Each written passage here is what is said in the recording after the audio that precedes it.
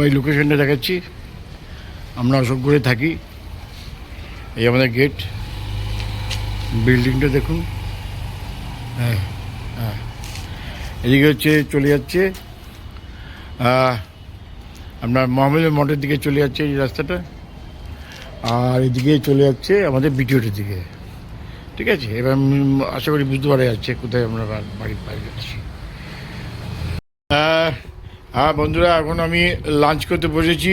দেখো আমি কি লাঞ্চ করছি। মাছটাকে বেশি খাই আমি, তো ডিমটা খাওয়া বারণ। হ্যাঁ, সেই ইরাপশনের জন্য ডাক্তার বলে দিয়েছে, সেই জন্য মাছটা, তরকারিটা আর ফল টল আছে, আঙুর আছে, এইটা আমি আমার লাঞ্চ হবে। তারপর আমি একটুখানি রেস্ট নেবো। এখন 2টো বাজে, 2টো সময় লাঞ্চটা করি, তারপর রেস্ট নেব, আবার জিমে যেতে হবে। হ্যাঁ, এই জিমটা নিয়েই আমি আছি। তার মধ্যে বাড়িতে আমি একাই থাকি। দেখো বাড়িটা, মানে ঘরটা দেখাচ্ছি। বিছনা খুবই সামান্যভাবেই থাকি আমি বড় নই অবশ্য। হ্যাঁ, এইখানে আমার ড্রেসিং রুম, ঘর, এই আমার ঘর টর আছে।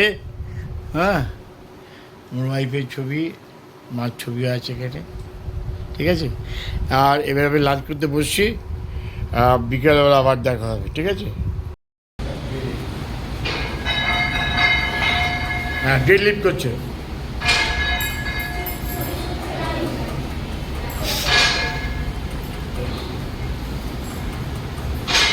গুড।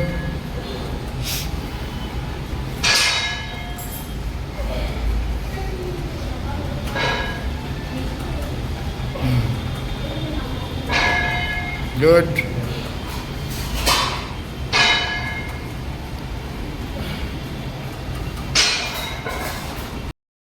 হ্যাঁ, এখন আমাদের সকালে জয়দীপ ল্যাটার প্রেস করছে 25 কেজি দিয়ে। চলো,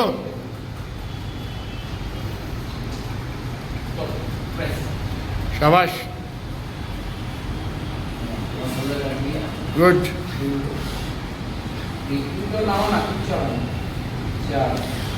একটু নামালে ভালো হতো, একটু ফাঁক করে নামালে ভালো হতো তো। হ্যাঁ,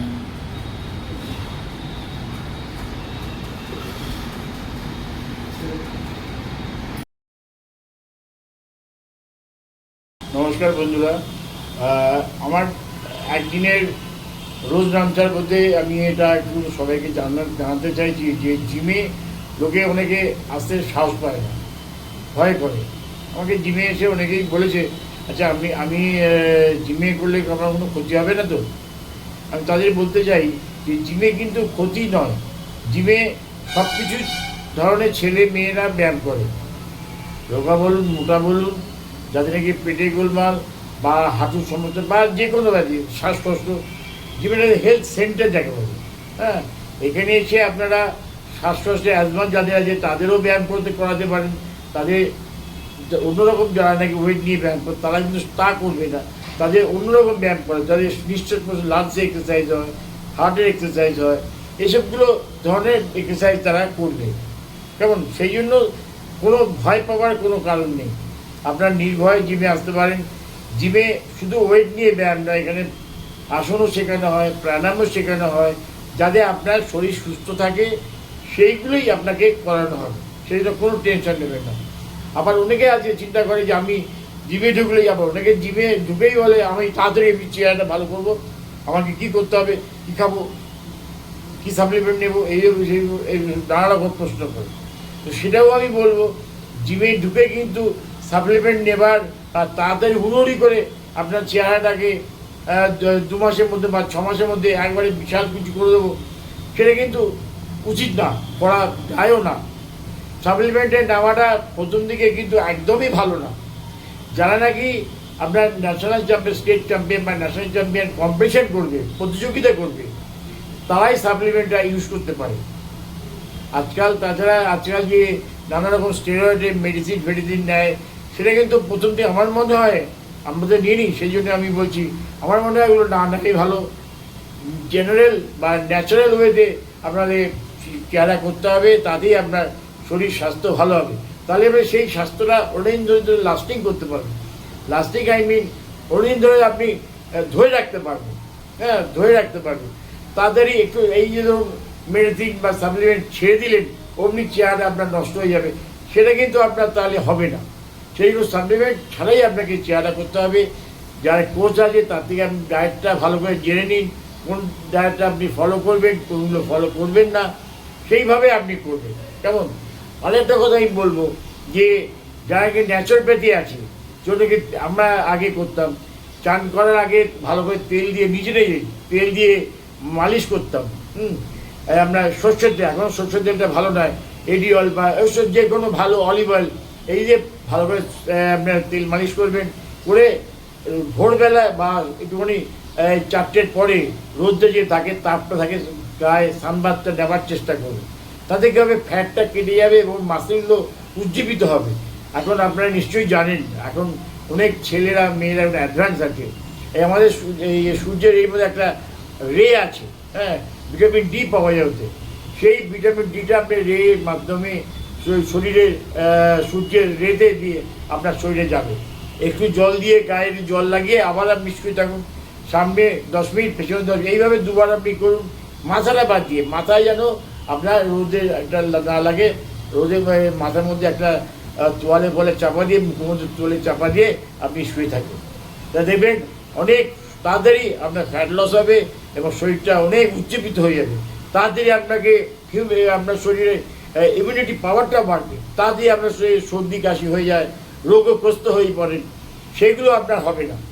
এটা আপনারা করে দেখবেন, অনেক ভালো হবে। এবং মুক্ত বাতাসের মধ্যে থাকার চেষ্টা করবেন, বেশি এসিতে থাকবেন না, আর্টিফিশিয়াল যেসব জায়গায় থাকবেন না, মুক্ত বাতাসে থাকার চেষ্টা করবেন। যদি সম্ভব না, সব বাড়িতে কোনো সম্ভব না থাকে, মাঝে মাঝে একটুখানি মাঠে ফাটে চলে যাবেন, গঙ্গার ধারে চলে যাবেন, যাতে ওই এয়ারটা আপনার শরীরে নিতে পারেন। এগুলো আপনি মেনে চলুন এবং লোককে এনকারেজ করার চেষ্টা করুন যে আজকে যদি আপনি মন না চায়, হ্যাঁ যে আজকে ঠিক আছে আজকে না, আজকে মন চাইছে না, আপনি একটু যোগাসন করে নিন, একটু স্ট্রেচিং বা এক্সারসাইজ করে নিন, হ্যাঁ এইভাবে আপনাকে শিডিউলটা মানে জিমটা আসাটা চালিয়ে যেতে হবে, বন্ধ করবেন না।